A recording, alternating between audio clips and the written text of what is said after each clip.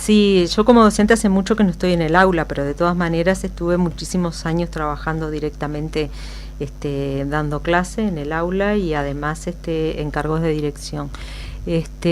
Bueno, sí, este año ha sido conflictivo, cosa que no era de extrañar porque siempre en los años presupuestales tenemos a la gente movilizada, lo que está muy bien, ¿verdad? Porque cada uno reclama por sus derechos y bueno, la sociedad organizada reclama, y esto es la sociedad organizada en los sindicatos que reclama por un derecho que es el derecho a la educación, lo cual nos parece muy bien.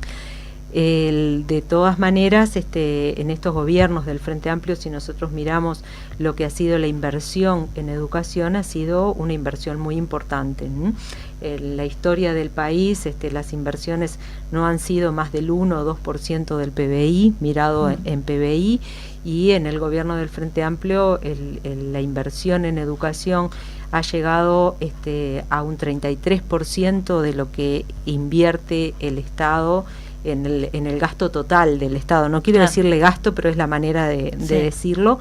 En el gasto total de la administración del Estado es un presupuesto importante, ¿verdad? Y mirado en el PBI, bueno, un 4,8% en el último presupuesto es importante. De todas maneras, el compromiso electoral es llegar a un 6%, lo que nos parece muy bien porque la educación necesita mucho más recursos. La educación media sobre todo es la que tenemos más conflictiva porque se ha ingresado mucha gente a la educación media que antes no llegaba a la educación media y tampoco a la educación terciaria, ¿verdad? Hay muchos estudiantes que llegan a la universidad y es el primer integrante de la familia, de su familia, que accede a estudios universitarios. Y eso habla de una sociedad mucho más inclusiva, ¿verdad? Donde todo el mundo tiene el derecho a la educación, pero ese derecho se hace realidad porque tienen posibilidades de asegurar que ese derecho se cumpla, ¿sí? Ya sea por la descentralización universitaria, ya sea una gran inversión en educación.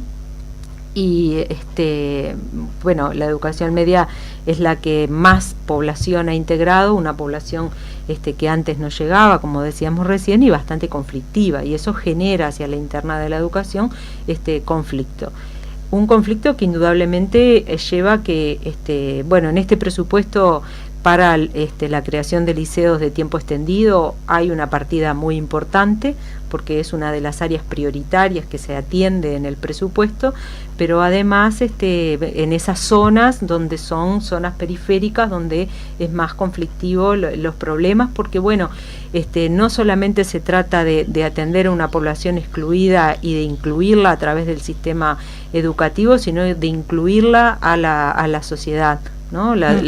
Decimos la educación atiende problemas que no son exclusivamente problemas educativos, sino que son problemas que hacen al rol del Estado en general, y bueno, esos liceos van a tener que tener asistente social, psicólogo, para atender no solamente la parte curricular.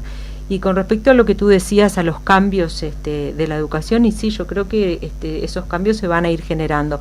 Indudablemente que ya empezaron a generarse en los periodos pasados, pero que hay que pensar esa educación media en el conjunto de la sociedad, y que los docentes, que son los profesionales de la educación, ¿verdad?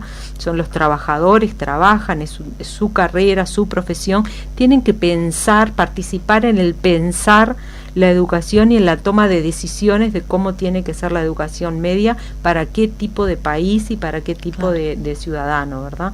Entonces, eso me parece fundamental, eso es justamente el cambio del ADN, ir al cambio de estructura de la educación, ¿no?